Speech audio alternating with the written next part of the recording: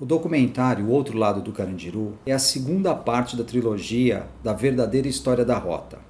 Ele relata os dois lados da história que ficou conhecida como o Massacre do Carandiru. E para produzir esse documentário, eu tive que acompanhar de perto, durante anos, tudo o que diz respeito a esse tema tão polêmico. A começar pelo trabalho da Rota, onde eu acompanho desde 1994.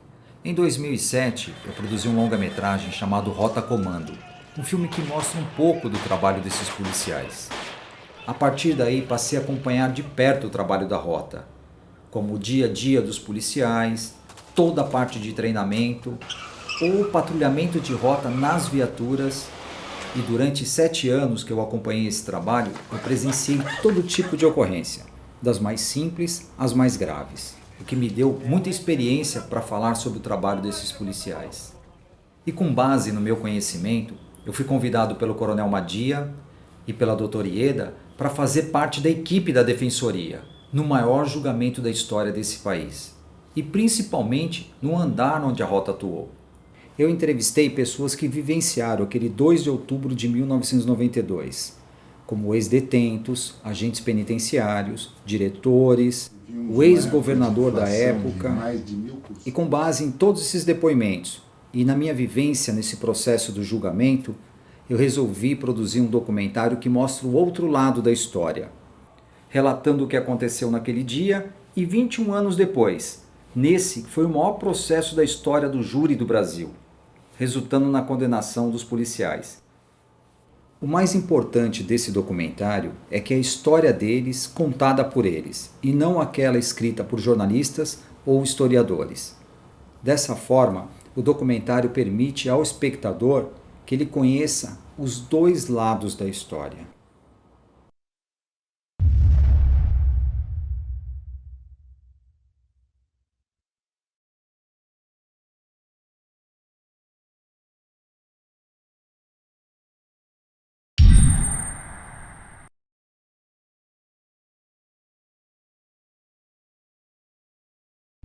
Usaremos registros reais, e quando essas imagens não existirem, mostraremos simulações para ilustrar o que realmente aconteceu. São Paulo, 1992. 29 mil presos no sistema penitenciário em todo o estado. Carandiru, na época, era o maior presídio da América Latina.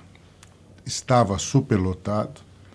Nós vivíamos uma época de inflação de mais de 1000% ao ano e tínhamos um programa de construção de novos presídios, mas as dificuldades financeiras do Estado não permitiram que esse programa fosse executado rapidamente. E era um presídio, evidentemente, com problemas que todo presídio tem, e sempre nós tínhamos o cuidado de impedir que o presídio saísse do controle das autoridades. Nessa época, o déficit de vagas no sistema penitenciário era muito grande, e muitos presos aguardavam vagas nos distritos policiais. Quando ele era preso em razão de mandado de prisão, por já estar condenado, ou em razão de prisão em flagrante, ou em prisão temporária, prisão preventiva, ele era recolhido nos distritos policiais para em seguida serem encaminhados para o sistema prisional. Essa sempre foi a regra, que o preso deveria ir para o sistema penitenciário. E a situação era caótica nos distritos policiais, porque havia um excesso de presos ali aguardando vaga no sistema penitenciário. Esses detentos começavam muito cedo na vida do crime, e o futuro da grande maioria era cumprir pena na casa de detenção. Eu conheci o mundo das drogas com 13 para 14 anos, e nesse inteirinho eu conheci o mundo do crime, onde a lei é dos mais fortes dos que não têm coração. Comecei a assaltar, a roubar, a matar e a sequestrar. E as consequências foram 10 anos e 7 meses de reclusão em regime fechado. Eu fui preso em Ferraz de Vasconcelos, com menos de 30 dias, eles me transferiram para a Casa de Detenção de São Paulo, Carandiru, Pavilhão 9. Estive a primeira vez na FEBEM, ali eu aprendi né? Como era uma escola do crime, e ainda é, né? Infelizmente ainda são as unidades da casa, ou seja, qual o nome que for dado. Então ali eu conheci outros parceiros, outros ladrões, né? Outros criminosos, que me ensinaram, né? Como que funcionava melhor a coisa. E depois da primeira vez que eu estive na FEBEM, de ladrão, de trombadinha, eu passei a assaltante. E aí eu fui subindo na escala do crime, né? E chegando depois a roubar bancos, né?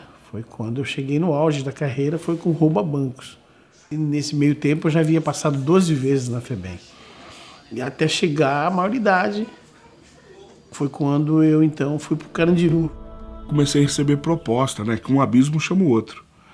E aí eu comecei também já a beber uma caipirinha, cabular uma aula no final de semana e tal, aquela coisa toda. Comecei por umas festinhas.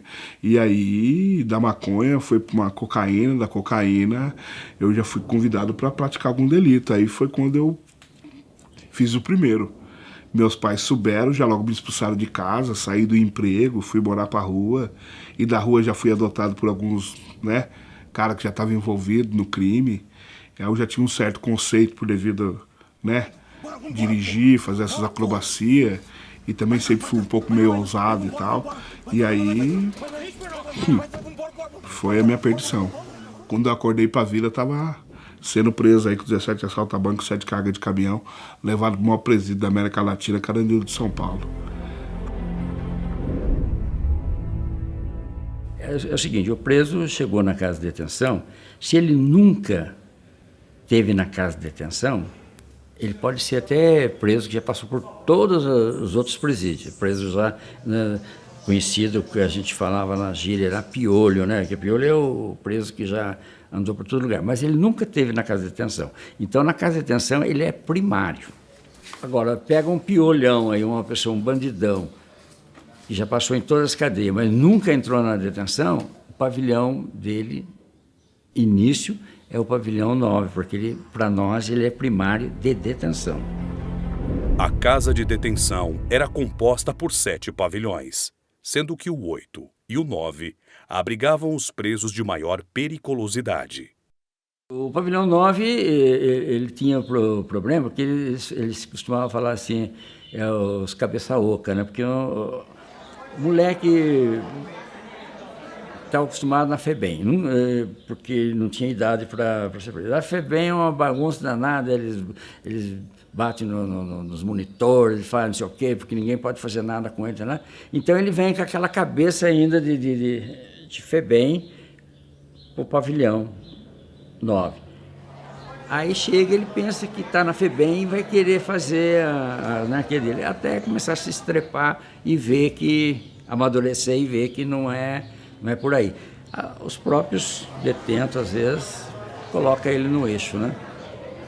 O Carandiru era um inferno, com certeza absoluta. Se falarem algo contra, mentem, porque é um lugar muito estranho, muito esquisito. E a regra das preleições, quando você chega, elas falam em morte, né? Ela fala em caso de morte, comunicar a quem? Você tem que deixar um endereço de um contato, né? Você tem que anotar um contato para que eles anotassem, de uma pessoa, caso você fosse assassinado, morto lá dentro, eles pudessem comunicar. E a segunda era que, quando você estiver trabalhando, o seu primeiro salário vai ser para você comprar o seu caixão, para você ser enterrado. Então aquilo ele apavora as pessoas, né? E o terceiro era quem tem algum inimigo aí, que se lembra de algum inimigo, fez alguma coisa contra alguém, que se alguém está aqui dentro, dê um passo adiante, né? O cara com essas duas primeiras perguntas, às vezes ele nem quer ir, mas as pernas já levam ele. Quando você chegava no Carandiru, isso era normal. Os presos, eles começavam a gritar, ih, vai morrer, vai subir, vai descer, que era o linguajar deles, né? Então aquilo ali já era um psicológico que eles davam para amedrontar quem estava chegando. O cara chegava na cadeia, às vezes, muitos desses que foram vítimas, eram pessoas que não tinham conhecimento, não era do crime, ou tinham feito crime pela primeira vez, enfim, não era do mundo, submundo, né? Uma parte não. E então eles eram comprados, até casos lá de nego comprar o cara, né? O próprio guarda. Põe esse cara na minha cela, né? Põe esse cara no meu xadrez lá. E dava tanto pro guarda. E na hora da distribuição, ele colocava o cara no xadrez. Que eles tinham... Aí os caras barbarizavam, né? Aí os caras estupravam o cara e zoavam o cara. Muitas vítimas de estupro. Se você é homem em liberdade, você tem que ser homem preso. Em qualquer lugar que você chegar, você é homem. Então você tem que defender a sua integridade moral e a sua integridade física. E essas pessoas chegavam na cadeia novos, e ali tinha cara tirando 20 anos de cadeia, 30 anos, 15 anos, bandido mesmo, assaltante, matador de cadeia, perigoso, periculoso.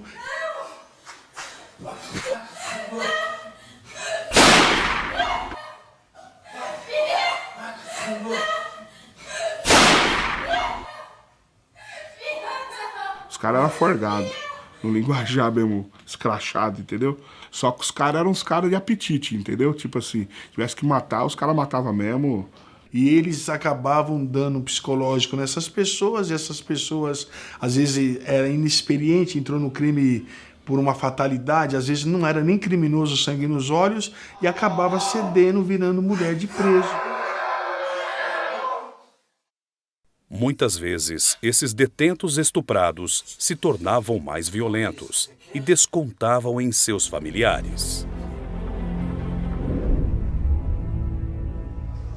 O consumo de drogas era comum no Carandiru. A falha na revista e a corrupção dos funcionários facilitavam a entrada de objetos ilícitos. As revistas eram feitas, né? As visitantes entravam dentro do box, era feita individual, funcionária e a visitante. A gente pedia para que elas se despissem, elas tiravam as roupas, entregavam nas nossas mãos, a gente fazia a revista da roupa, olhava a boca delas, cabelo, né, a sola do pé, e pedia para que elas agachassem 3 vezes de frente e 3 vezes de costa, para que a gente pudesse visualizar se tivesse alguma coisa escondida ali.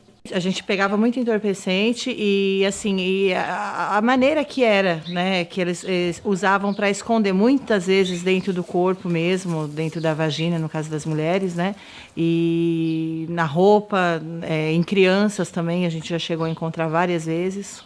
Eles põem em chinelo, põem em bíblia, põem... Eles inventam a primeira coisa, usa pombinho para estar acostumado na cela, né? A mulher do detento faz aqueles tuchos, coloca na vagina. Então, para quantidade pequena, tem muitos meios de entrar droga. Agora, as quantidades grandes, tem que estar o funcionário, né?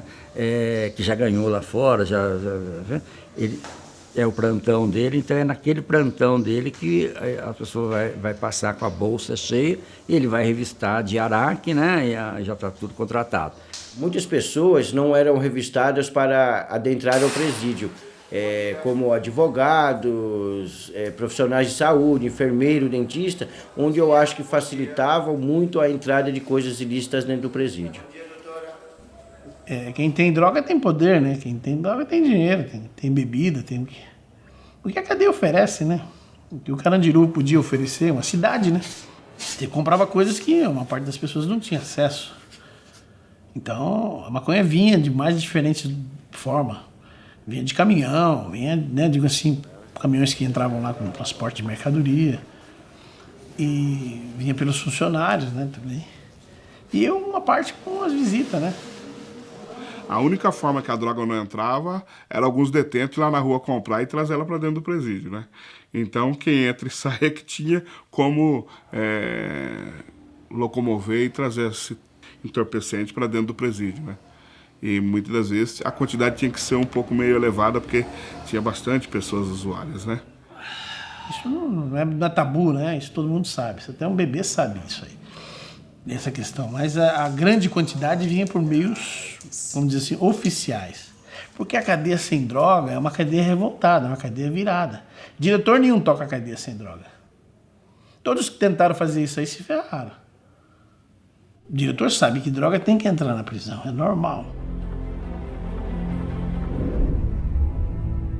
Tinha trabalho para todos os sentenciados, caso eles quisessem trabalhar, porque as empresas investiam muito dentro da casa de detenção, porque a mão de obra era barata, e oferecia muitas vagas para os sentenciados, mas a maioria deles não gostavam de trabalhar, se envolvia principalmente em fabricação de bebidas alcoólicas ou venda de drogas, ou se ocupava jogando bola o dia inteiro, e além de ter aquele o típico vagabundo que jamais gostaria de fazer alguma coisa.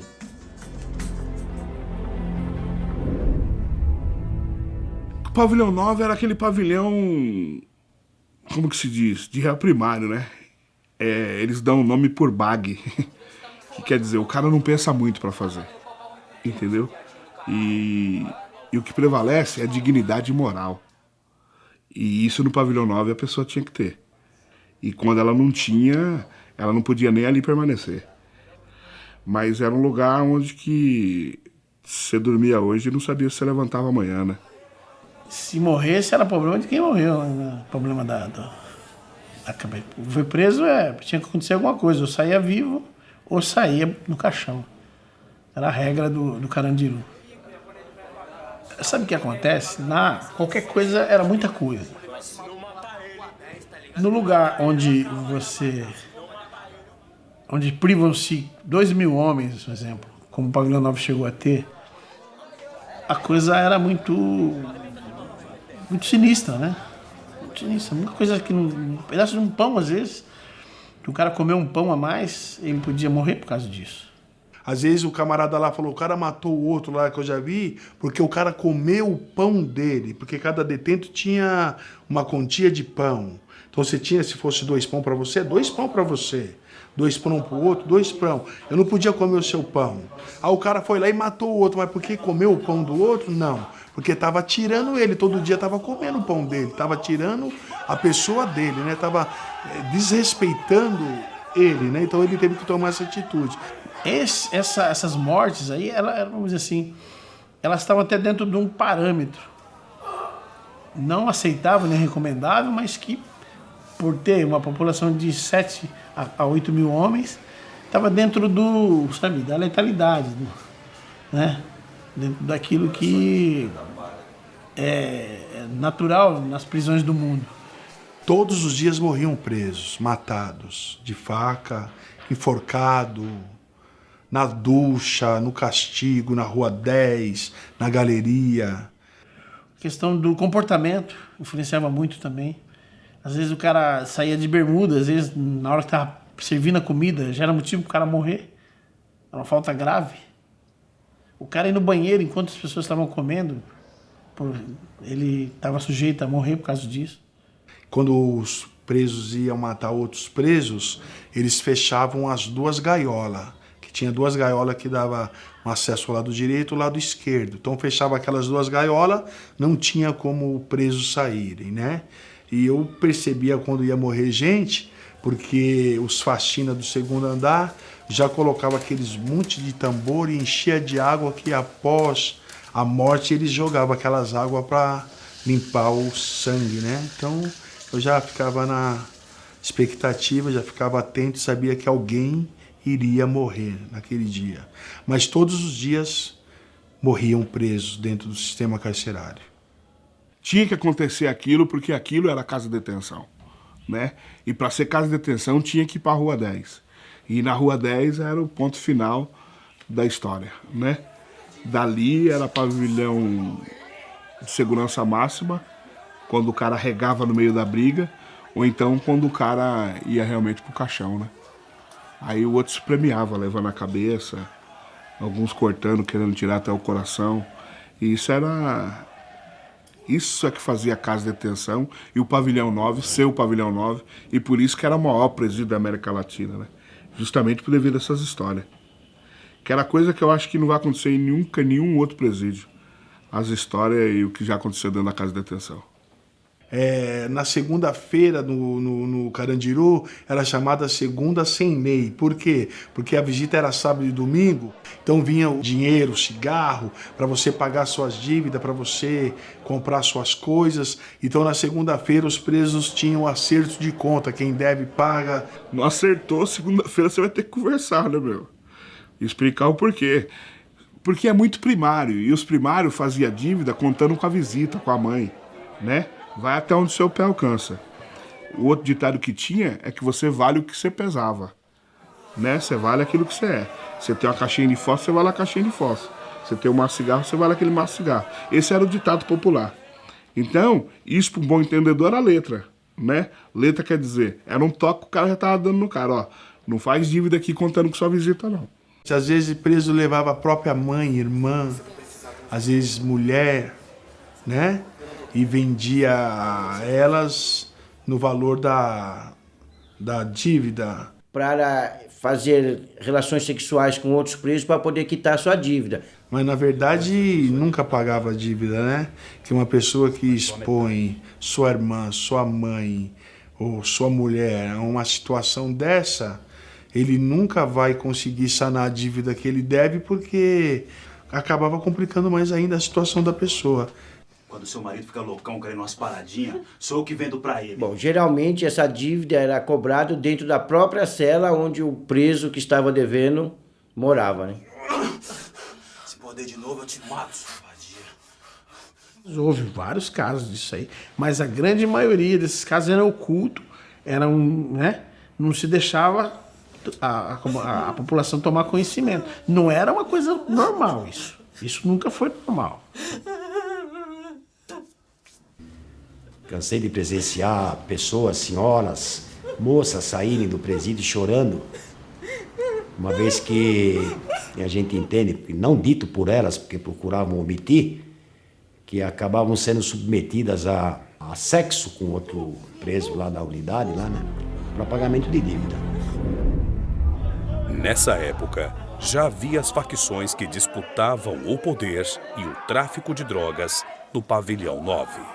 Os caras estavam abusando um pouco das normas, como que era a casa de detenção, só que os caras eram uns caras de apetite, entendeu? Tipo assim, tivesse que matar, os caras matavam mesmo e pronto, acabou, entendeu? Os caras tinham muita faca e os caras tinham uma facção mais ou menos assim de uns 300 caras. E aquelas normas que tinha antigamente de se respeitar zona com zona, começou a banir um pouco, entendeu? Começou a ter aquele pelotão de gente, entendeu? De 300, 200. E aí isso causava um transtorno bem grande na cadeia. E aí eles já tinham confrontado esse pessoal aí do segundo andar, entendeu? Então tava um negócio meio... um conflito meio... um clima meio no ar, tá? Dos caras do segundo andar com os caras do terceiro andar, entendeu? E nós, que é do quinto andar, nós só tava vendo, assistindo, né? Quem mais prevalecia. Então, esse pessoal do terceiro andar aí, os caras era problemático.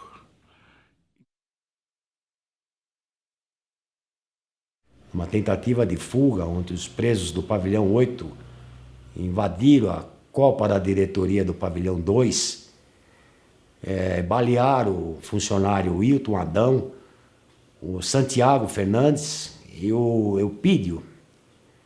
Os três acabaram falecendo, tá? Mortos, na verdade, com arma de fogo, pelos presos que estavam na tentativa de fuga. Todas as vezes que nós fazíamos as blitz, a gente sairia com 300, 400 ou até mais armas brancas.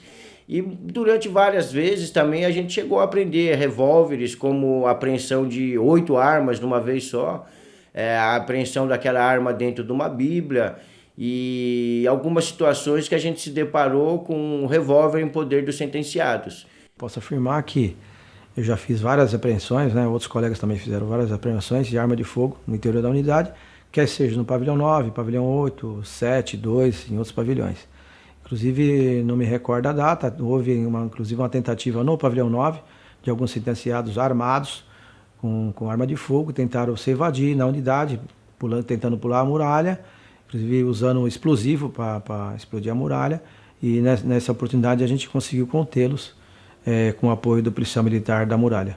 Dificilmente uma arma de fogo foi encontrada dentro de uma cela ou nos corredores. Porque eles escondendo na área externa, no campo de futebol, na quadra ou na caixa da água, seria mais difícil da gente localizar quem é o proprietário daquelas armas. Então, geralmente, as armas de fogo eram encontradas na parte externa dos pavilhões. Não sei por qual motivo, mas num determinado período encontrávamos mais armas dentro do presídio. Por denúncias, então a gente ia vasculhando a denúncia, trabalhando a denúncia e encontrávamos realmente as armas, que eram denunciadas. Sexta-feira, 2 de outubro de 1992. Cheguei pela manhã, foi feita a contagem, como um dia normal. A partir do momento que se começa a liberar o banho de sol, é que a gente começa a sentir o clima. Murmurinhos, você sente que entre os presos há uma movimentação diferente. Já existia do começo da semana até esse dia tal, uma briga entre eles lá. Já não existia controle durante a semana toda. Aquilo estava por horas e minutos para acontecer. Tá? O Moacir estava almoçando junto comigo. Quando começou, que o HT chamou, e aí então todos nós levantamos da copa da diretoria com o Dr. Pedrosa e começamos a andar no presídio para saber o que é que estava acontecendo, até chegarmos lá na porta do pavilhão 9. Estava tendo um jogo no campo do pavilhão 9. Eu estava no andar. Nessa nós estamos descendo, é a hora de recolher o campo, futebol, sol. Acabou o sol, o carcereiro avisa, todos os presos têm que subirem para as suas respectivas celas. Quando nós ouvimos falar que no andar estava tendo uma rivalidade de 2 detentos por devido dívida de droga entre o Barba e o Coelho. E aí, logo que nós estávamos subindo o andar, já vimos aquele tumulto de pessoas, né? Andando para lá e para cá. Eu trabalhava no pavilhão 8 e começou aquela gritaria no pavilhão 9 e aí nós tomamos a decisão de ir lá falar com eles. Porque quando tinha alguma briga no nosso pavilhão, assim, no pavilhão, e o funcionário é conhecido, a gente sempre subia e conversava com eles. Vamos parar com isso aí, vamos parar, vamos deixar disso. E muitos se apresentavam, paravam a briga, tudo, nós fizemos isso, fomos conversar no 9. Aí o pessoal tratou a gente, tinha muito preso, todos presos no 9, todos soltos. E aí falou que era uma coisa de malandro ia resolver. Coisa de homem, de malandro, eles iam resolver. Só que eles estavam tudo encapuçados, armados, entendeu? E os caras do segundo andar já estavam com a gaiola deles fechada. Eles estavam lá dentro, só que eles estavam com faca tentando estourar o cadeado para haver o confronto ali. E só que o doutor Moacir, ele falava para os caras, falava, vamos subir, amanhã é outro dia. E aí foi justamente quando uma dessas, não posso dizer facção, mas um desses grupos, um desses indivíduos começaram a aglomerar na carceragem. E aí eu creio que talvez os agentes penitenciários ficou com medo por devido ao tumulto de pessoa que era, aproximadamente quase umas 120 pessoas, eles evadiram o pavilhão. Então eu falei pro doutor Moacir e falei pro Fidelis. Falei, vamos sair fora, porque eles estouraram até eles vêm vindo por baixo. E nós vamos ficar no meio. E eu vou sair fora. Eu vou sair. E saí. Logo em seguida, o Fidelis veio atrás de mim. Fechamos o portão. Aí que fechou o portão, aí chegou o diretor-geral. Aí ele olhou, o problema já estava lá dentro, ele já estava gritaria lá dentro, jogando pau, banco, o negócio ficou lá dentro, o problema deles lá dentro. O doutor Pedrosa chegou lá, olhou no visor do portão e viu que estavam pondo fogo na chefia e já estava tendo confronto entre eles lá dentro. Ele virou as costas, só perguntou para o João Almir se os funcionários estavam tudo lá de fora. O João Almir falou, não, está tudo aqui fora. Ele falou, então, o secretário adjunto, diz que sabe muito, que conhece muito, então agora ele vai resolver isso aí. Sim. Foi o que ele falou ali na hora. Aí saíram dali, ele chamou o secretário logo imediatamente chegou, eles foram lá, olharam também pela janela, de longe também, olharam, viraram as costas, aí chamaram o pelotão de choque. Diante dessa situação, o diretor Pedrosa solicita a presença do coronel Biratã, que era responsável pelo policiamento metropolitano. Chegando na casa de detenção, percebe a gravidade da situação e determina a presença de todos os batalhões de choque. Eu estava pelo quartel, logo cedo, e fui informado de que o Carandiru havia virado. Uma gíria usada na época. que significava que estava em rebelião. Naquela ocasião, a tropa matutina já estava nas ruas e eu, com a tropa vespertina, ficamos aguardando algumas notícias. Isso era por volta das 11 horas da manhã. E havíamos acabado de fazer educação física, e quando estávamos acabando de tomar banho, para recebermos instruções de onde seria feito o nosso policiamento, foi solicitado que o pelotão entrasse em forma rapidamente. E assim foi feito. E através do nosso comandante de companhia, ficamos sabendo que naquela tarde de 2 de outubro de 1992, estava ocorrendo uma rebelião no pavilhão 9 do Carandiru. Às 14 horas veio a notícia do Copom dizendo que era para a companhia se apresentar ao coronel Ubiratã, que já estava no local. Aí resolvi ir também, apesar da minha função ser administrativa, eu resolvi ir ao local acompanhando a minha companhia. Chegamos lá, dispus as viaturas alinhadas na Avenida de Fronte e me apresentei ao coronel Ubiratã. Comigo estavam alguns oficiais. Naquela ocasião, o coronel Ubiratã determinou que eu permanecesse na sala junto ao diretor, onde os oficiais da área de choque estavam chegando. Na sala do diretor estava o diretor Pedrosa, o coronel Faroro, o coronel Nacarrada e vários outros da área de choque. Já havia tropa de choque no local, os batalhões de choque, o 2º batalhão de choque, o 3º batalhão de choque, na época o GPOI com o COI e o GAT. Nessa sala já se encontravam os oficiais e permanecemos aguardando ordem ali naquela sala. Até por volta das 16 horas, quando um grupo de juízes chegou e, em contato com o coronel Ubiratã, foi alinhado um plano de invasão. Haja vista as notícias de que já haviam muitos mortos lá dentro, numa briga enorme entre eles e que havia a notícia de uma fuga em massa.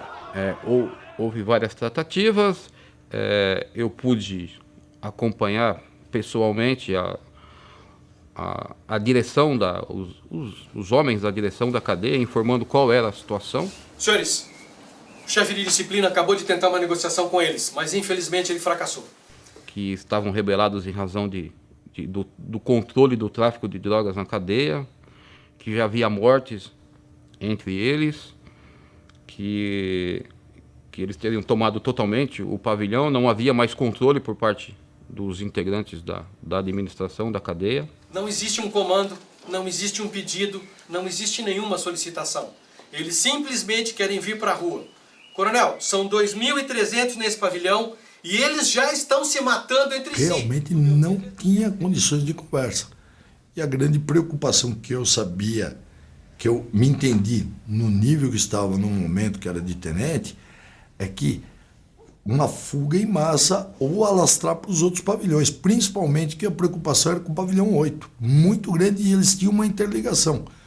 Então, 2.000 presos rebelados, não tem grade, não tem muro, não tem nada que segure. Foi nos passados de alguns temores que eles tinham em razão à nossa entrada, em especial porque havia armas na cadeia, havia armas de fogo, havia armas brancas, que os presos nos atacariam com fogo, nos atacariam com sangue, inclusive isso foi falado muito, isso foi muito incisivo por parte da diretoria da cadeia, que havia vários presos infectados pela AIDS. Naquela época ainda havia vários tabus a respeito dessa doença, que é muito grave. O clima estava tenso. Já tinha fumaça, a gente ouvia tiro do lado de fora, entendeu? Então criou-se aquela expectativa grande do lado de fora também. Entendeu? O clima ficou tenso também entre nós. Por quê? A gente já tinha uma noção do que a gente ia encontrar lá dentro, por causa dos estampidos. Não tinha bomba, não tinha granada, porque a tropa de choque não tinha entrado ainda. Conforme a determinação do coronel Ubiratã, eu alinhei a minha tropa como a última a ser utilizada no local. Fomos até a Divinéia, quase 600 homens, e a invasão foi determinada. Quando dá essa ordem para o policial lá, se ele não cumprir, ele recebe uma sanção que pode até perder o posto e a patente dele, por não cumprimento de ordem, e imediatamente para a cadeia. Eu cheguei lá e perguntei, o que eu vim fazer aqui? Tu precisa de mim? Não precisa de mim. Comandante, você integra e entra. E nós ficaríamos como um apoio, nós seríamos a última tropa a ficarmos na retaguarda como um apoio em razão de alguma contingência, e em especial em relação a algum ataque por arma de fogo contra os policiais do choque. E é o que foi feito. Quando chegamos no portão, o portão encontrava-se trancado pelo lado de dentro, não havia como entrarmos.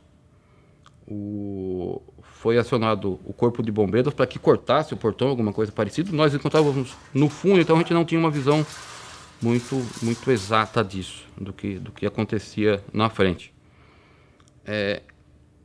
Quando encontrávamos ali a nossa tropa estacionada, o pessoal do choque pronto para entrar, nós já escutamos alguns barulhos, né, de disparos de arma de fogo.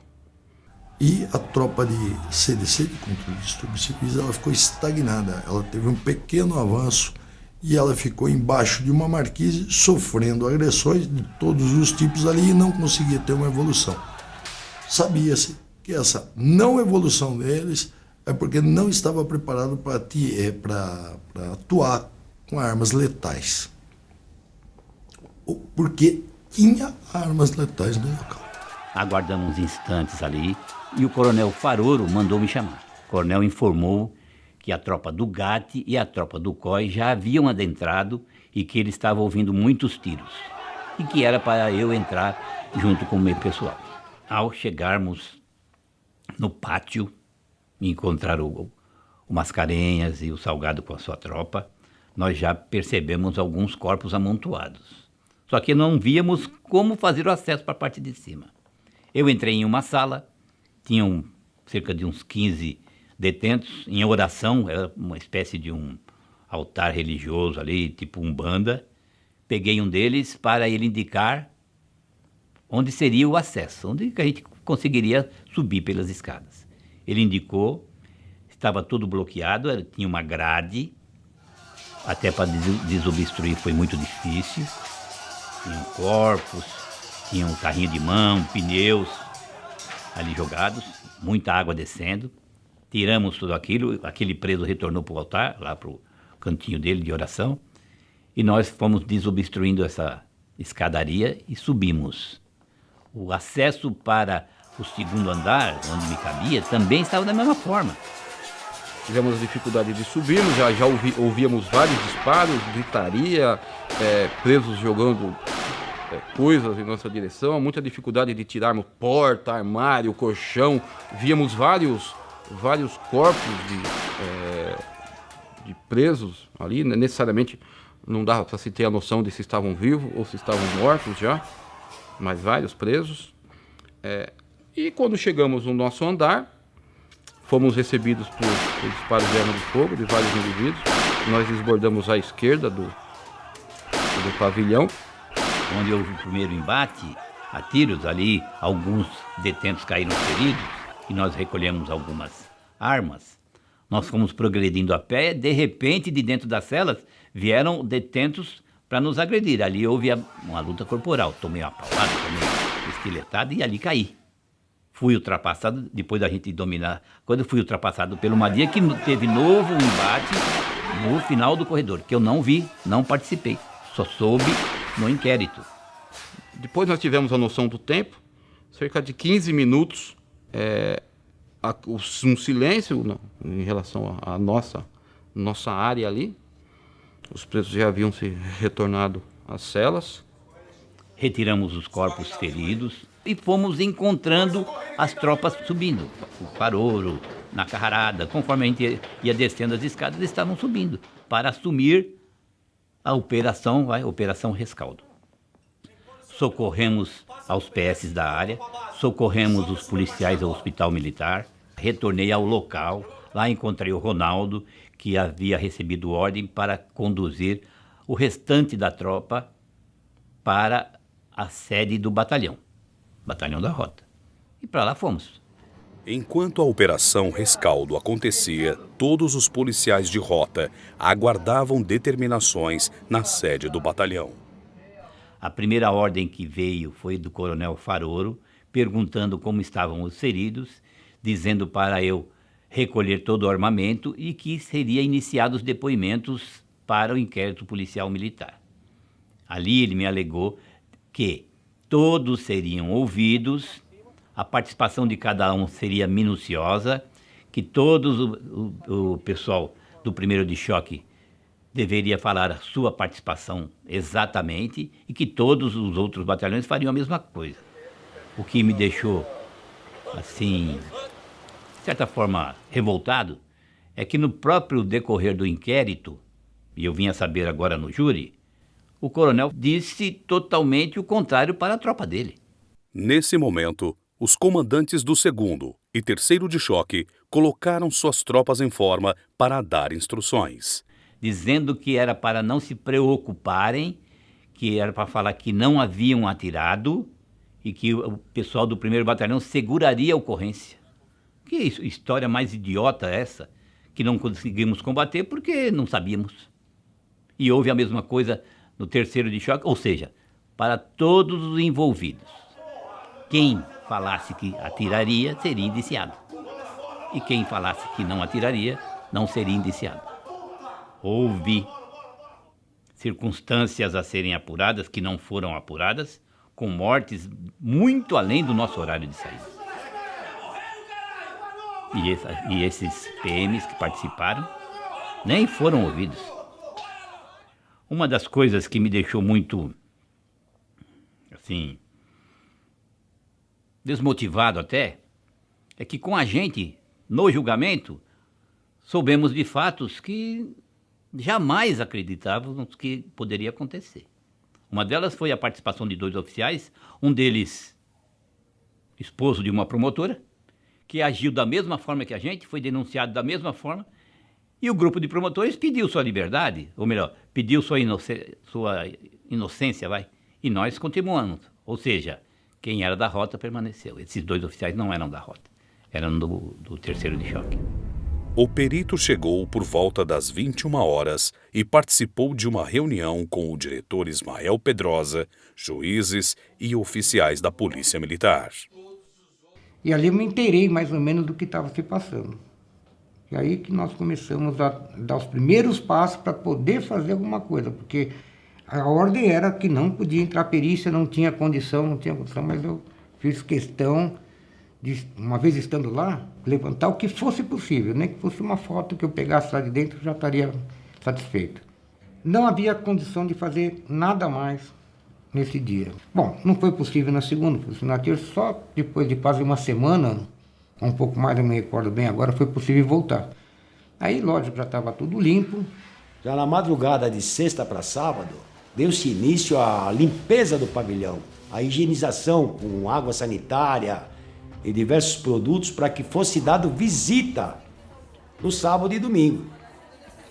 As visitas lá ocorriam de sábado e domingo. Não lembro com muita certeza se nós tivemos visita no pavilhão 9 no sábado ou não, mas que no domingo teve com certeza. Após o término do ocorrido na casa de detenção, a rotina no Carandiru voltou ao normal. O caso teve grande repercussão mundial, pois a ação da polícia foi muito questionada pela mídia. A minha polícia não se omitia, e policial não pode se omitir. Se você já tem uma briga entre quadrilhas com 9 mortos lá dentro, a polícia não pode ficar de forma nenhuma assistindo isso passivamente. Ela tem que agir, é obrigação legal. Esse fato também trouxe muitas mudanças no sistema penitenciário.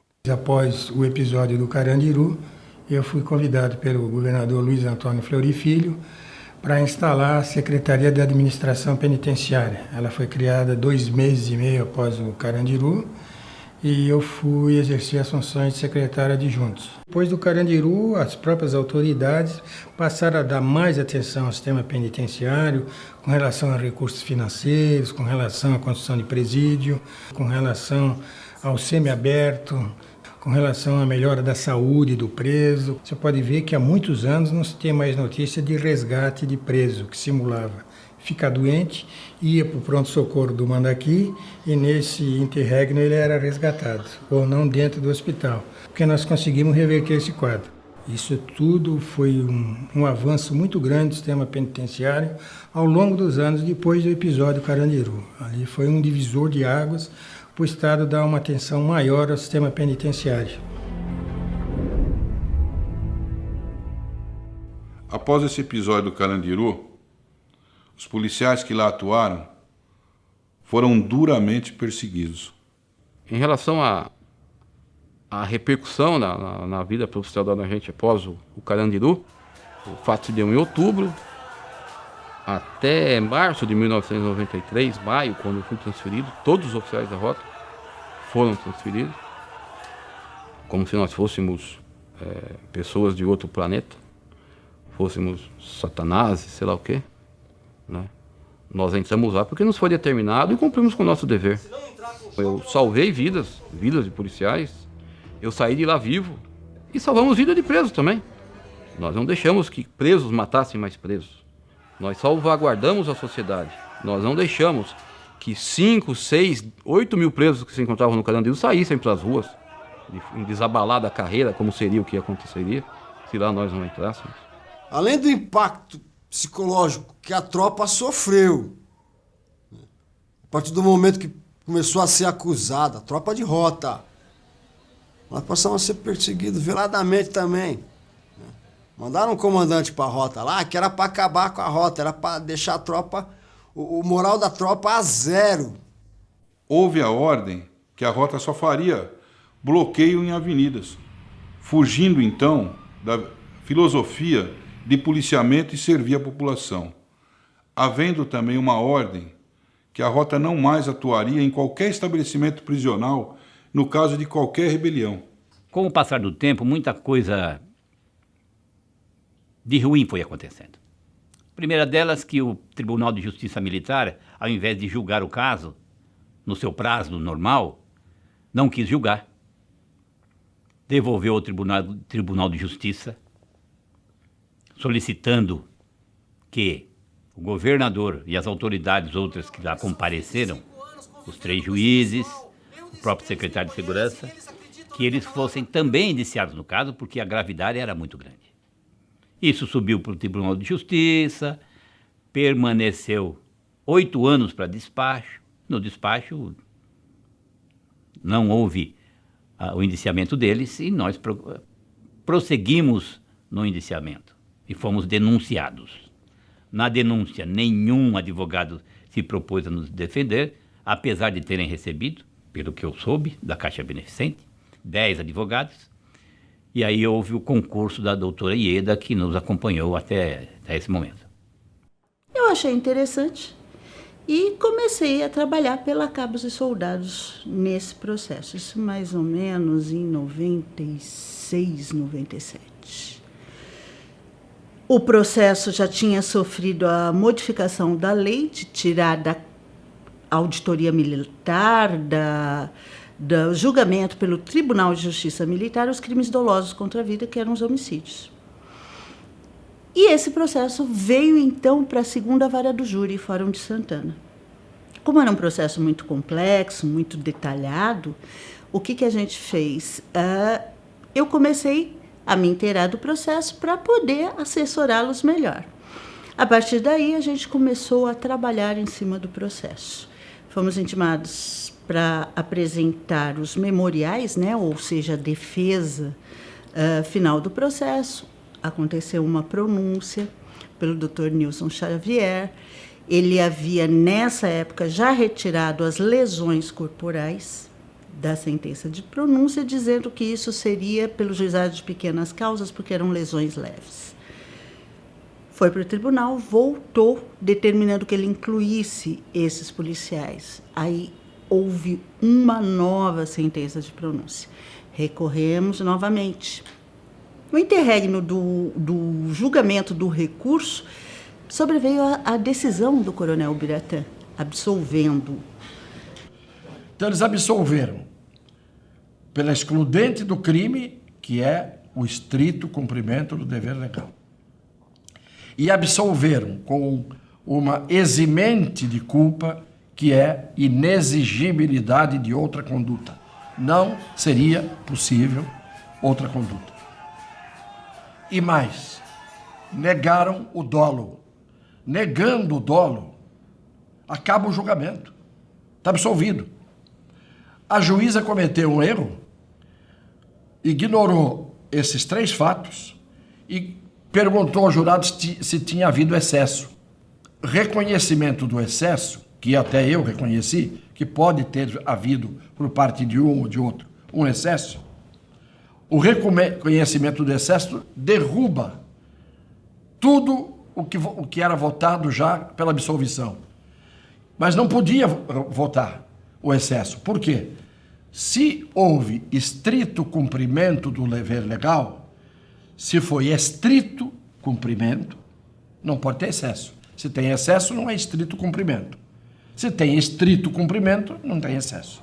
Se era inexigível outra conduta, os policiais agiram como tinham que agir, e foi reconhecido isso, não se pode exigir outra conduta, se eles reconhecem que não podia se exigir outra conduta.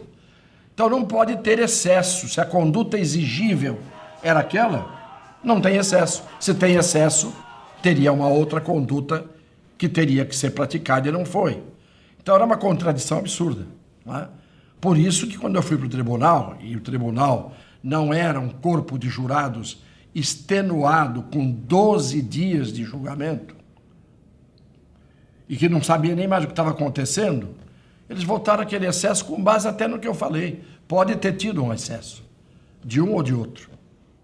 E eles não imaginavam que, ao votar o excesso, arrebentavam a absolvição que eles já tinham dado quando reconheceram o estrito cumprimento do dever legal, a ausência de dolo e a inexigibilidade de outra conduta. Cheguei no tribunal, fiz a mesma coisa, mostrei a prova e as teses eram entendidas com muito mais facilidade, né? E o tribunal simplesmente absolveu, como era, evidentemente, de se esperar. Pois bem, então aí eu entrei com um processo, com uma petição, na verdade, pedindo efetivamente que fosse estendido esses efeitos dessa decisão para os demais réus, porque se ele estava no estrito cumprimento do dever legal, os réus também estavam. Os policiais militares de patente inferior a dele também estavam, já que eram comandados por ele. Esse recurso não foi bem sucedido. Entrei com recurso especial e recurso extraordinário e não foi admitido. Então, eu entrei com um habeas corpus. Até hoje, esse habeas corpus não foi julgado pelo Superior Tribunal de Justiça. Daí, houve diversas modificações de ministros julgando esse habeas corpus. E o processo daqui, de primeira instância, andou, depois de vários anos, e se consumou com os julgamentos que a gente viu, que a mídia explorou tanto. 2 dias antes do julgamento, os oficiais da área de choque foram transferidos para setores administrativos. É um casuísmo absolutamente incompreensível, né? Fruto de um pensamento tacanho, arcaico, ridículo. Não era um comando à altura das tradições da Polícia Militar, porque não tem sentido transferir oficiais que tanto deram de si pela corporação, simplesmente porque iam ser submetidos a um julgamento pelo Tribunal do Júri, de fatos ocorridos há mais de 20 anos. Eu qualifico isso de uma atitude covarde de quem determinou a transferência desses oficiais. Quem perde com isso é a população. Quem perde com isso é a própria Polícia Militar.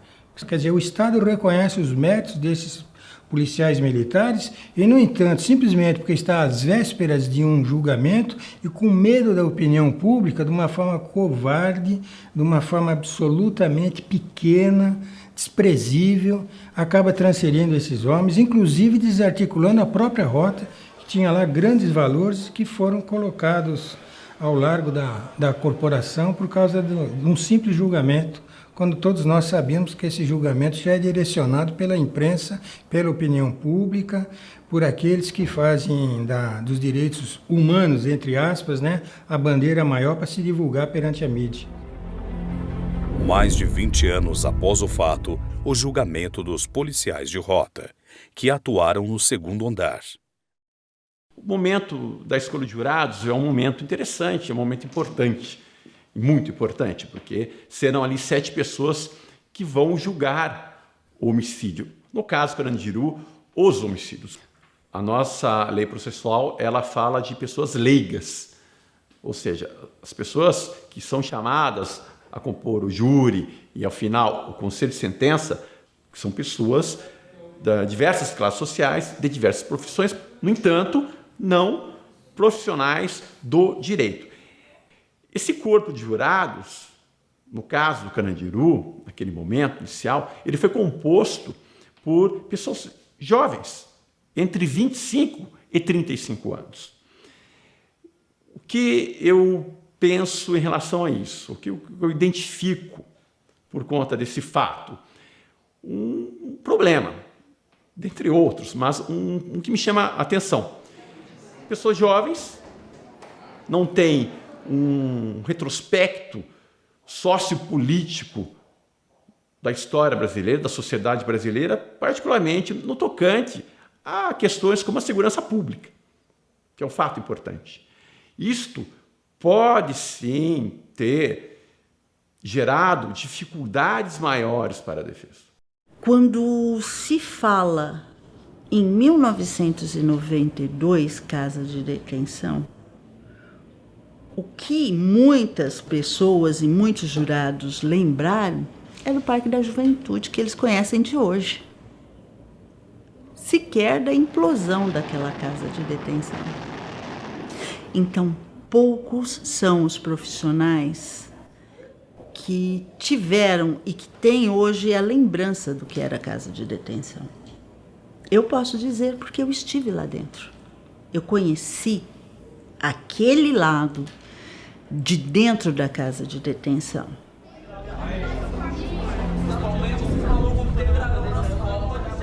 O problema fundamental desse processo é que eu não tenho prova de autoria.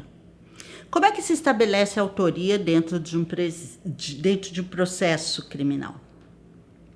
Eu digo, eu atirei, eu apresento minha arma e existem dentro daqueles corpos projéteis de arma de fogo e nós vamos fazer o confronto balístico, ver se aquele projétil saiu daquela arminha. E isso é um princípio basilar de direito. Não basta eu dizer eu atirei, eu preciso saber se eu atingi o alvo. Porque se eu atirei para o alto só para dizer, para dar um aviso, e não atingiu a pessoa, eu não posso falar em homicídio. Isso é a noção básica de direito processual penal. A perícia nesse processo foi pedida lá atrás. Foram entregues todas as armas da Polícia Militar, prontinhas para ser submetida à perícia. E desde lá, em 96, quando mudou para a Justiça Comum, a defesa insiste e a defesa bate de que tem que ter um confronto balístico. Lá em 92, o Instituto de Criminalística fala o seguinte: nós não temos condições de fazer esses exames. Demandaria muito tempo, nós não temos pessoal, demoraria pelo menos 20 anos. Se eles tivessem começado lá, já tinham terminado hoje. Doutor Negrini, o senhor poderia me dizer por que é que o Instituto de Criminalística não realizou a perícia das armas durante todos estes anos? Isso é um problema que é de ampla discussão. Eu poderia dizer o seguinte: na ocasião, o Laboratório de Balística de Criminalística tinha um número reduzido de funcionários e 2 microscópios comparadores apenas para poder identificar as armas que efetuaram os disparos que levaram às mortes dos presos. Mas a dificuldade é que foram apresentadas pela Polícia Militar mais de 200 armas, se não me engano, entre revólveres, metralhadoras, pistolas, e dos corpos, pelos médicos legistas, foram retirados quase 400 projéteis, ou mais de 400 projéteis. Então, o confronto teria que se dar entre essas 200 armas e esses 400 projéteis.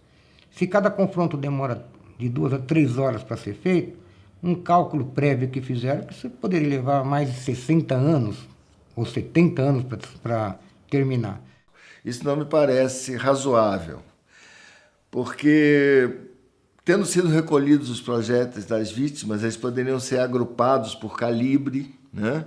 Por tipo de arma, e a gente teria grupos de projéteis que poderiam ser comparados aí àquelas armas que têm compatibilidade de calibre. Isso não me parece ser um número absurdo. São 78 policiais, 111 vítimas. No máximo, nós teríamos 78 armas diferentes, que elas poderiam ser detectadas dentro desse universo das 111 vítimas, sem nenhum problema, me parece. Claro, é um trabalho para se fazer rapidamente? Não. Mas anos, eu acho que é um pouco demais. Muitos anos, eu acho que é um exagero.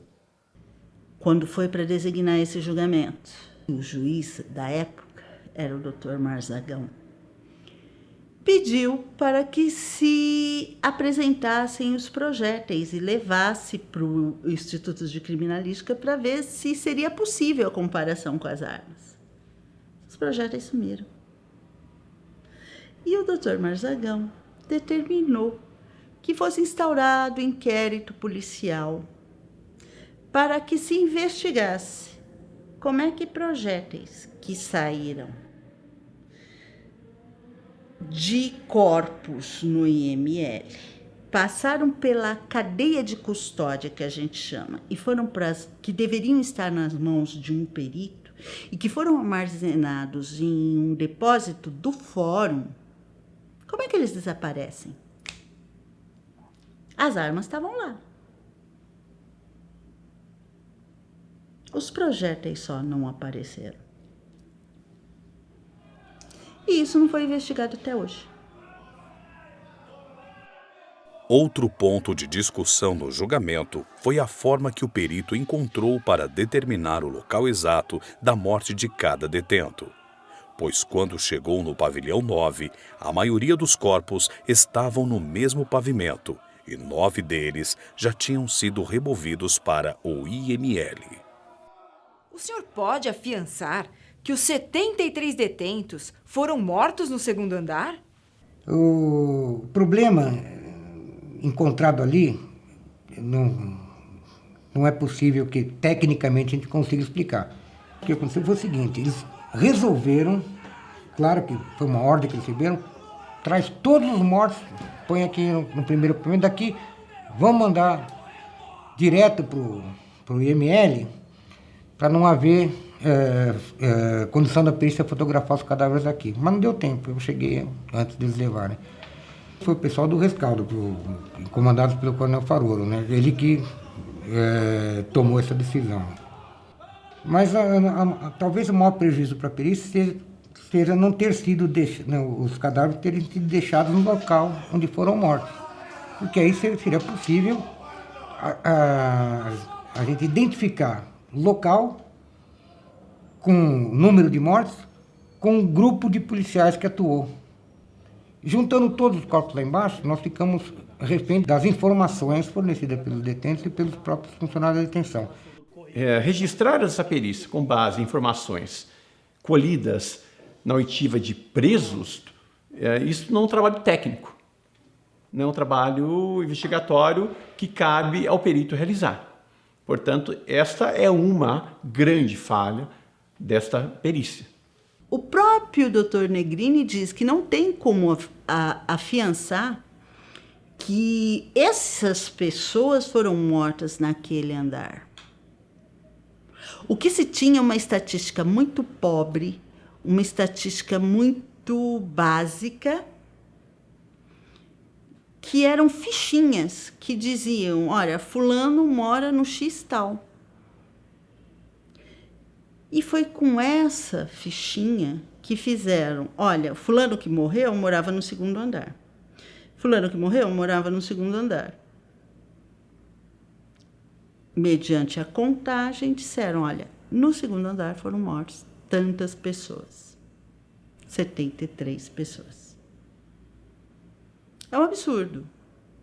Dificilmente seria possível identificar o preso de qual andar era, e na condição do momento daquela operação, daquela rebelião.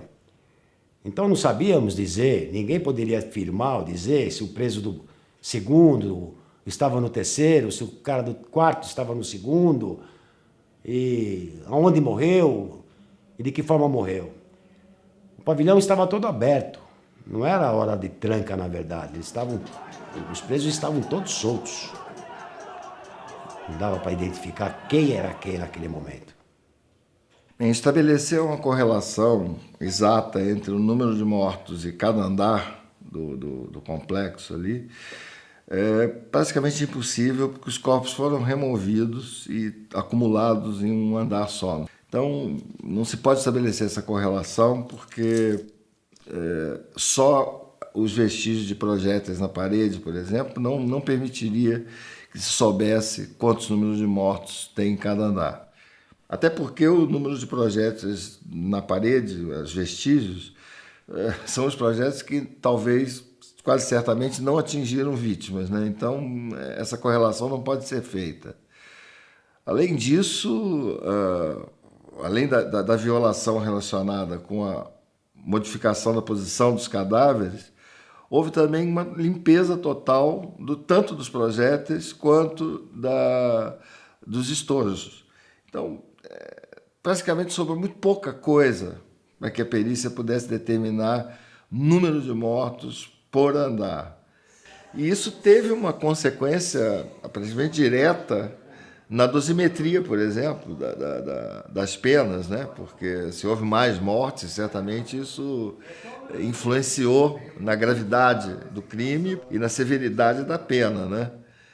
Então, é um pouco estranho que isso tenha vindo à baila depois, né, durante o julgamento, e que se tenha estabelecido tal relação, até porque ela não existe no laudo pericial, sendo que, pelo que se sabe, o próprio perito que fez o laudo pericial, responsável por esse laudo, depois, em juízo, mudou ou acrescentou dados que ele não tinha consignado aqui. E isso não é muito comum, quer dizer, o perito deixa consignado no seu laudo escrito tudo aquilo que ele observa. Ele não pode depois se lembrar de alguma coisa e falar, não, me lembrei de algo. Não, isso não existe. Como foi o último homem de rota que saiu do segundo andar do terceiro pavimento, 3 dias depois, 4 dias depois, eu não vou lembrar o espaço temporal, apareceu uma foto de um mar de cadáveres. Me imputava aquilo. Eu não vi aquilo. Aquilo não condiz com a realidade de quem saiu de dentro naquele momento. Muito pelo contrário, não tinha nada nem semelhante com aquilo lá. Então vamos fazer uma mera pergunta. Como aconteceu aquilo? Quem tem que investigar, que eu investigue, que não é o meu caso. O meu caso está solucionado, porque eu fui lá, entrei, vou repetir inúmeras vezes. Só não fiz aquilo. Não fiz e os homens que estavam comigo não fizeram, que estavam comigo todo o tempo. Uma das coisas mais difíceis para nós da rota é explicarmos 73 mortes que nós fomos denunciados. Nós não temos como explicar essas 73 mortes. Nós conseguimos contar a história de 8 a 10 presos que entraram em confronto conosco, foram alvejados, nos esfaquearam e nós os socorremos para o PS Santana. Eu tenho entradas no hospital militar, horário de entrada. Eu tenho quem eu socorri ao PS de Santana. Está tudo nos autos. Nós conseguiríamos contar a história dos exatos locais desses confrontos, com preservação do local, com a localização de disparos de arma realizados por nós e até pelos presos, tá? Independente daquela confusão toda, da localização das armas, onde elas foram localizadas, onde os presos foram foram localizados os detentos já alvejados. Mas isso nós conseguimos. Agora, as 73 mortes que nos foram imputadas inicialmente e depois, durante o julgamento, nós recebemos um prêmio de consolação de tirarem 21 que teriam sido presos, baleados no outro lado onde nós não entramos. Nós não temos como contar essa história. São tantas coisas. Confirmado, todo mundo viu isso, então é uma coisa de domínio público, que os presos se mataram entre eles, desde que começou até o dia que foi julgado. Quantos presos se mataram entre eles? Quantos presos se mataram entre eles? Nunca. O número 111 é o total de mortes. E que imputam coisas que a gente nem sabe concretamente se houve exatamente o número correto do confronto antes da polícia chegar. Vários anos após ter acontecido o fato, nós fomos chamados novamente para depor. Então nós viemos até o fórum do Jabaquara, na rua Afonso Celso, e daí nós fomos reoitivados do caso. E por que reoitivar só o andar? Porque é o seguinte, acharam mais um preso não.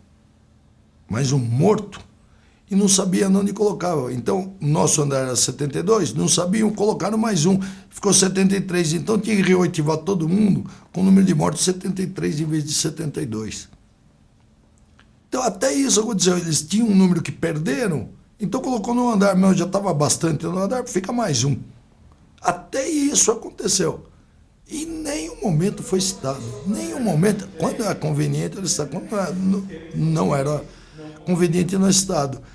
E os depoimentos eram só de um lado. Só que do lado que tinha relevância, me deu mais uma vez a certeza, a tranquilidade que não fomos nós. As imagens e relatos dos detentos mostram que mais de 400 policiais entraram no Carandiru. Porém, apenas 78 policiais foram julgados. Bom, ao término da rebelião, quando já estava saindo o batalhão da Rota, juntamente com outros batalhões, né? E estávamos, inclusive, socorrendo alguns sentenciados, alguns policiais que estavam feridos, tá? E logo em seguida adentrou ao pavilhão outro batalhão, procurei saber do que se tratava, eles informaram que era rescaldo, e quando eles estavam entrando, pude ouvir várias rajadas de metralhadora, tiros e tal, bomba de efeito moral. Achei até que os detentos se rebelaram novamente e tal, né? Que tinha iniciado uma nova rebelião. Entraram vários policiais, vários batalhões, várias tropas entraram no Carandiru naquela tarde. Foram mais de 400 policiais que entraram lá. Depois que nós saímos lá, todo mundo entrou lá. Todo mundo entrou lá. Eu não tinha ouvido o depoimento de um dos presos. Eu ouvi o depoimento, no nosso julgamento, eu ouvi o depoimento do preso. O preso fala assim, ó, depois que estava tudo dominado, chegou um cara lá, pela ventana, e fuzilou todo mundo. O preso fala que quando eles estavam descendo, um cara de marretava os amigos dele. Contava 1, 2 e dava uma marretada na cabeça do cara. Nós já estávamos no quartel. Os agentes penitenciários, o diretor, o doutor Pedrosa, comentavam, né, com bastante detalhes, né, a forma com que os entreveros ocorreram lá dentro da detenção, não só com o ingresso da Rota no primeiro contato, mas posteriormente, quando a tropa foi encarregada de fazer o rescaldo, havia vários focos de resistência ainda dentro do presídio, as condições de luminosidade eram adversas e nessas condições também ocorreram troca de tiro, vários tiros foram desferidos por componentes dessa tropa que foi empregada nesse segundo momento. Esses primeiros policiais que adentraram, eles não demoraram nem 30 minutos. O que demorou horas e mais horas foi a outra remessa de policiais que entraram. Foram o Canil, a Rocan, o segundo e o terceiro de choque. Esses demoraram muito mais tempo no pavilhão 9 e tiraram muitas vidas também no pavilhão 9. nós víamos essas pessoas transitarem, né? Nas galerias, nos andares, que invadiu no segundo momento e terminaram de executar outras pessoas que estavam entre a vida e a morte. Ou melhor, dando tiro de misericórdia, né? E no terceiro momento, pessoas que estavam como nós carregando os cadáveres. E foi justamente aonde no terceiro andar que eu fui pegar aquele indivíduo e quando eu peguei ele para arrastar, eu percebi que era um indivíduo que estava ajudando nós a carregar os cadáveres. Então eles também estavam dando queima de arquivo nas pessoas que estavam carregando para hoje ou amanhã ou depois não ter pessoas relatando o que eu estou relatando aqui agora. A gente ouvia umas bombas sendo, né, detonadas e algumas rajadas de metralhadora, né, que a gente depois foi concluir que eles estavam fuzilando os presos que estavam carregando os cadáveres, né? Então, para depois não ser testemunha, não sei isso aí. Até a gente perceber que alguma coisa errada estava acontecendo e tomamos uma providência dos presos que eles levavam para fazer esse tipo de serviço lá para cima. A gente anotava o nome e daí eles viram que a gente ia correr atrás do preso de volta, né? Em 1992, o armamento e os equipamentos utilizados eram muito diferentes dos atuais. Por várias vezes quiseram colocar a similaridade de hoje a 21 anos atrás. 21 anos atrás, os equipamentos de proteção individual do policial praticamente não existiam e armas não letais também não existiam na época. Foi perguntado várias vezes, existido que parece que não quis se usar bala de borracha, arma de choque, não existia, isso são coisas recentes. Inclusive quiseram falar porque ela tirou uma bomba de gás lacrimogêneo em ambiente confinado, completamente proibida a utilização. E poderia ter causado muito mais mortes lá dentro com 2.100 presos.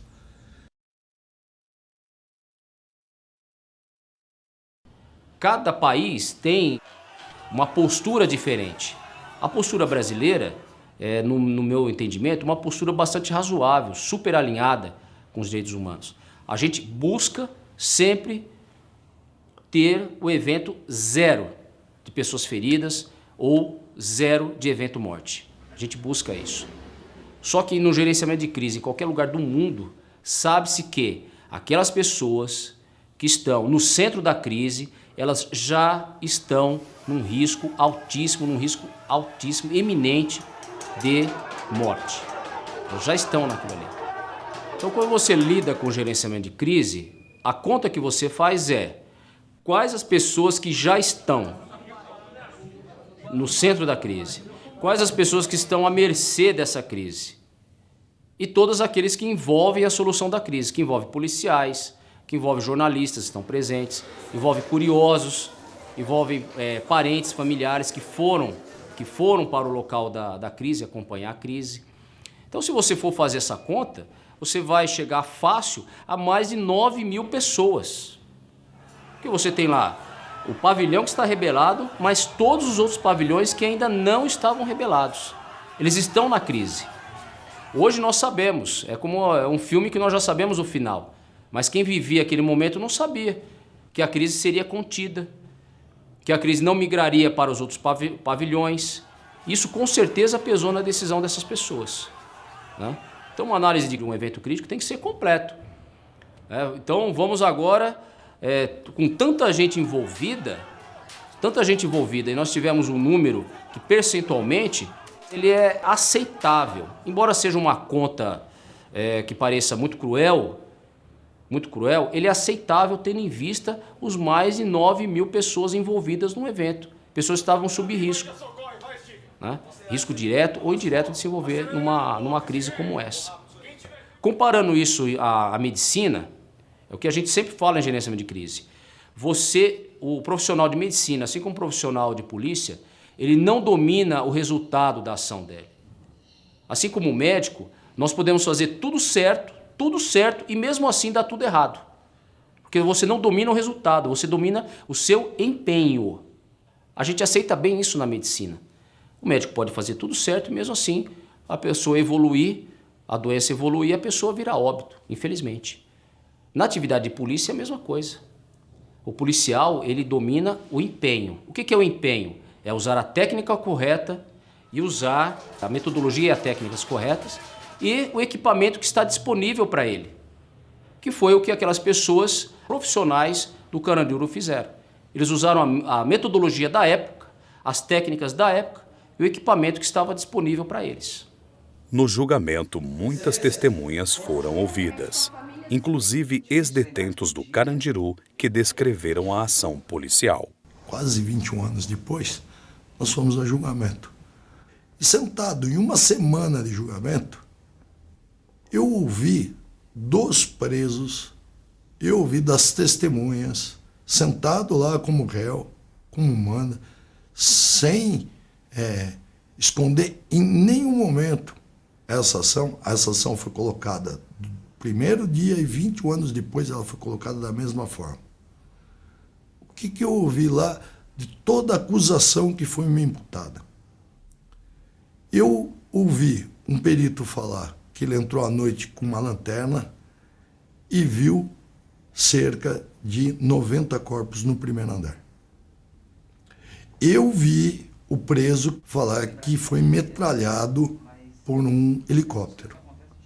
Eu vi um outro preso, tá tudo gravado, tá tudo filmado, tá tudo registrado, o outro preso que acusou que foi feito corredor polonês num determinado andar e que era escolhido aleatoriamente, não, cronologicamente. 1, 2 não, o terceiro para dentro do fosso do elevador, onde ele era atirado lá de cima e morria no fosso do elevador.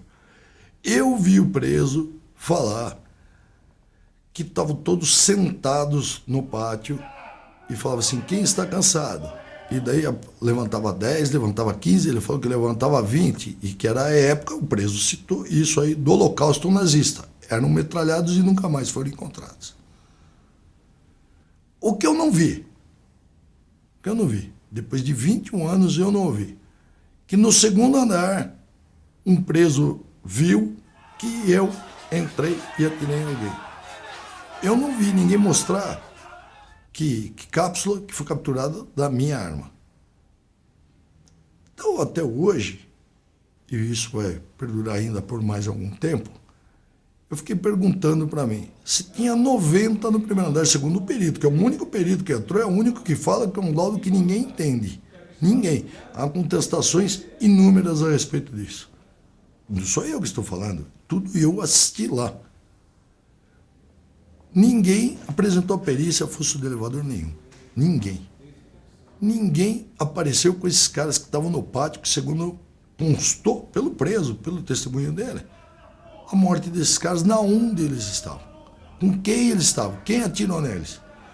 Do helicóptero, nunca ninguém pediu nada do helicóptero, que metralhava e, segundo o preso, matava eles por dentro das grades da janela.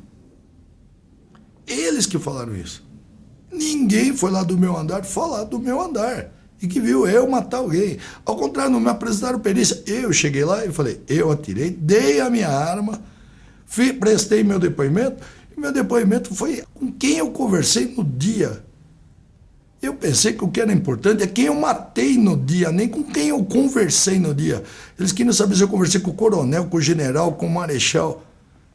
Eu ouvi, todo mundo foi na casa de detenção. Foi o diretor, o outro diretor, falaram que juiz, que... Todo mundo foi lá. Todo mundo viu, ninguém não viu nada, ninguém não ouviu nada. Todos sentaram lá e falaram que não viu. O único que ouviu fui eu e os presos. E os presos falaram para mim que foi um helicóptero, não estava no helicóptero. Falaram que era uma ação de contra distúrbios civis e que jogavam no fosso do elevador. Eu não fiz essa ação, porque eu não estava com equipamento de distúrbios civis. O outro falou que era no meio do pátio, eu nem no pátio fui, porque eu entrei e saí. Então, tudo ficou vago. Eles esqueceram da minha folha de elogios, eles esqueceram da minha vida. Eles queriam a minha vida? A minha vida tem que ser inteira, a do bem e a do mal. Ninguém pediu absolutamente nada, ninguém identificou nada, e foi um crime como se tivesse o domínio de fato. Todo mundo se macumunou e todo mundo matou, ao ponto de um policial que deu um tiro na ocorrência, foi imputado uma pena de 52 homicídios. Ele é o homem mais letal do mundo, que com um tiro ele mata 52 pessoas.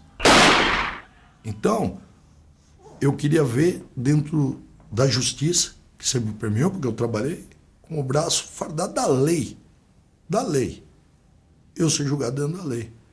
Eu vi um filme que está escrito no filme, que é uma ficção, ser usado contra mim. Todo mundo toma um filme que eu nunca ouvi, nunca vi o filme, vi lá naquele dia, naquela hora, naquele momento, porque eu nunca fui procurado, nunca perguntaram a minha versão. Um filme que cavalo subindo escada, que tomando corrente de preso para pôr no bolso. Então, quer dizer, o que a pessoa fez lá, ó, o autor fez, ficção dele, realmente eu fiquei comovido, que o bandido era mocinho e eu era bandido. Porque eu entrei lá para matar os outros e o que eu não pudesse matar eu roubava. Porque me imputou como ladrão também. Eu me senti, porque eles puseram uma farda muito semelhante à minha. Durante o julgamento, foram 5 dias de verdadeiro terror, né?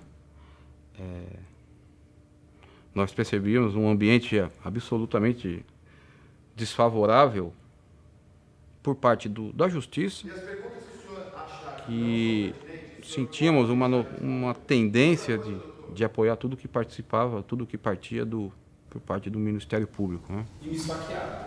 Eu efetuei o disparo. É isso. E que, por sua vez, e eu falo que de forma absolutamente ilegal, porque esse nosso julgamento nunca poderia ter acontecido, tá? Ou pelo menos não da forma que foi. Aquela conversa de que os jurados eram autores de mudanças sociais. Não é? Eu já até falei, né? Eu acho como se nós efetivamente fomos o culpado de tudo aquilo, né? Como se nós não tivéssemos tirado os presos que lá não deveriam estar, como se nós não controlássemos os presos que lá estavam, né? Coisa que não era papel da Polícia Militar, muito menos papel da Rota. Né? Nós não tínhamos essa responsabilidade, não era nossa, era deles. Era do Ministério Público, do Poder Judiciário, da administração da penitenciária à época que não fez. E não faz, né? E, aliás, não faz até hoje. É muito mais fácil ficar no ar-condicionado, no carpete, na mesa de jacarandá, não é? Na maçaneta dourada, nos computadores vendo o Facebook, lendo o Wikipédia, não é? Do que participar da realidade das coisas. Nós fomos efetivamente destratados pelo Ministério Público. São versões muito diferentes. É a mesma coisa. É a mesma coisa com versões diferentes? Não são versões diferentes. Não são versões diferentes? Não são versões diferentes. Nos equiparou em determinados momentos a quadrilha, né? Imagina que um grupo de bandidos se reúne e entra no Romão Gomes e mata não sei quantos policiais. É a mesma coisa que eles fizeram, como se nós fôssemos bandidos, né? Nós que fizemos juramento e expomos na defesa da sociedade, inclusive deles, né? Porque todos ali, quando querem segurança, pedem da Rota. Pedem da Polícia Militar e, em especial, da Rota. Essa é a realidade, inclusive deles, não é? Pela legitimidade e pela confiança que a Rota passa. E nós somos destratados daquela forma. Que nós éramos as laranjas podres da Polícia Militar, o que não é verdade. Pegaram lá, não sei quantas ocorrências que nós ali, não sei que tivemos na nossa vida profissional, e dizendo que somos verdadeiros exterminadores. Né? As típicas ocorrências de resistência seguida de morte, como se todas fossem execução. Né? E todas elas julgadas, arquivadas por despacho do próprio Ministério Público. Julgadas com absolvição, todas. E arquivadas por despacho do próprio Ministério Público. Não é? Na defesa de sei lá quantas pessoas, na recuperação de bens de pessoas, salvando vida de pessoas. Então, essa é a sensação que nós tivemos. Então eu ouvi, sentado lá, eu ouvi, que é a vergonha da polícia, que a polícia ia ser esquecida. Só que, há um ano antes, e agora pode ser falado mais claramente, porque está em todos os jornais. O grupo de promotores que investigou os casos do crime organizado em São Paulo recorreu ao comando meu na rota. Se recorreu ao meu comando, e se eu era vergonha, por que recorreu? Inclusive um dos que estava participando do julgamento. Então, num dia, a gente era tudo o que eles precisavam, e no outro dia, ele lá na frente dos outros me chamou de vergonha. E eu não entendi se eu era uma vergonha, por que a gente trabalhar em conjunto? Por que nós trabalharmos em conjunto? Com o juiz assinando, com o juiz de direito assinando, com promotores coordenando as ações, inclusive de campo, que eles nunca tinham feito. Só fazem quando vão junto com a polícia. E foram com a gente várias vezes, inclusive em ocorrência de resistência e de morte. Inclusive o promotor junto com viaturas da Polícia Militar, do 1º Batalhão de Polícia de Choque, da Rota, em ocorrência. E nunca ninguém falou nada. O membro do Ministério Público é chamado de promotor de justiça. Promotor de justiça não tem que estar comprometido com o resultado condenatório. Tem que estar comprometido com a justiça. Se a justiça é absolver, ele tem que pedir absolvição, não tem que pedir a condenação. É um rematado absurdo se imputar uma conduta criminosa. Eu, como promotor de justiça, onde eu militei durante 33 anos, você imputar de uma forma genérica o homicídio a determinadas pessoas só porque elas ingressaram no 2º andar. Então é uma acusação inepta, porque ela não dá condições do réu de se defender dos fatos que são imputados contra si. Não há como se imputar a um sargento, a um soldado, a um tenente, a um capitão, a prática de homicídio, como, onde, como e por que ele ocorreu. E isso é básico numa denúncia. Deve-se imputar a alguém um crime e uma conduta absolutamente delineada, como, onde, como e por quê. Se não fizermos resposta a essas 4 perguntas, a denúncia é inepta. E não há como se sustentar uma denúncia dessa.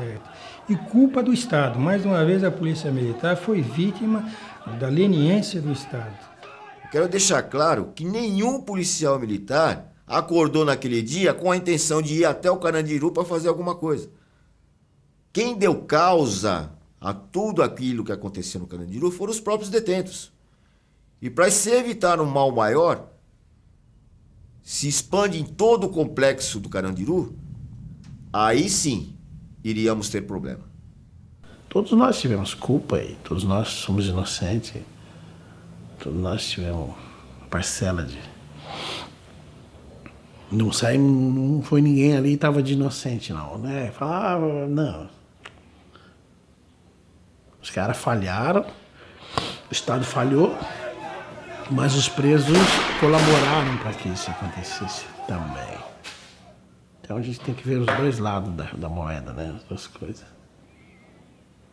Não sei que estratégia que fizeram de 500 e poucos participantes lá da PM, pincelaram lá 80 e poucos PM para mandar para o júri. Não sei que critério que eles adotaram para dizer, esse foi o que apertou o gatilho, que não foi. Porque nesse meio poderia ter PMs que até colaborou, ajudou até a tirar preso, ferido, como eu vi eles fazendo isso aí. Eu não sei, então, como que, se não estão fazendo alguma injustiça, também fazendo um outro massacre com o próprio PM, condenando pessoas que às vezes nem apertou o gatilho.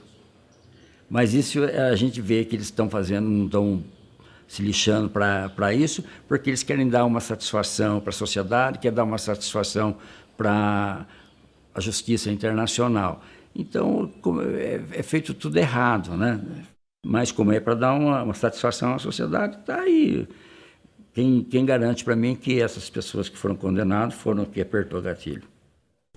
Eu não entendo até hoje como é que foi feita essa seleção para processar só uma parte daqueles que entraram.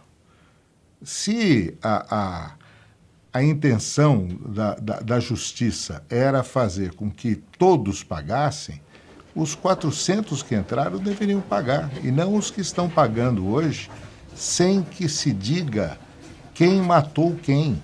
Porque, tratando-se de homicídio, você tem que saber quem atirou em quem, por que atirou, se estava ou não em legítima defesa, se estava praticando crime. Isso tudo, a justiça teve 20 anos e não conseguiu individualizar as condutas. Quer dizer, eu acho que essa condenação foi altamente injusta, que muita gente que está condenado não mereceu. Porque a maior injustiça é você condenar todo mundo por resultados ou por mortes que aquelas pessoas não contribuíram ou não colaboraram. Quem perde com a condenação dos policiais? A sociedade. Eu, você, qualquer pessoa do povo. Por quê? Eu desestimulo o policial a sair em minha defesa.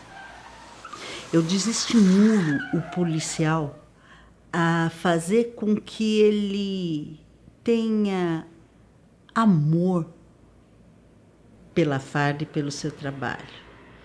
Ele vai passar a ser um funcionário público mero cumpridor de tabela, de plantão. É do ser humano, o grande desafio dele vai ser não se envolver em problemas até o final da sua carreira. E isso significa eu ter um profissional menos ativo na rua, um profissional mais complacente no sentido de ver mais e fazer menos, e não porque eles queiram, não, mas sim porque a situação os obriga. E vai ser pouco estimulador trazer o jovem para ser um policial para defender a sociedade. O Carandiru foi uma história contada durante muitos anos, que era uma história mentirosa. A verdade veio com a absolvição do coronel e agora retornou à mentira com a condenação desses policiais que, na minha opinião, são inocentes. Os julgamentos dos policiais foram realizados em 5 etapas. Os réus foram divididos pelos andares em que atuaram. Apenas os policiais de rota, COI e GAT foram julgados e condenados. Em 2006, o coronel Ubiratã, comandante da operação, foi absolvido.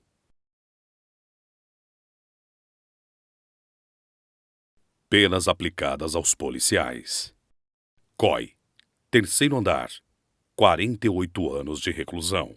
GAT, quarto andar, 96 anos de reclusão. Rota, primeiro andar, 156 anos de reclusão. Rota, segundo andar, 624 anos de reclusão.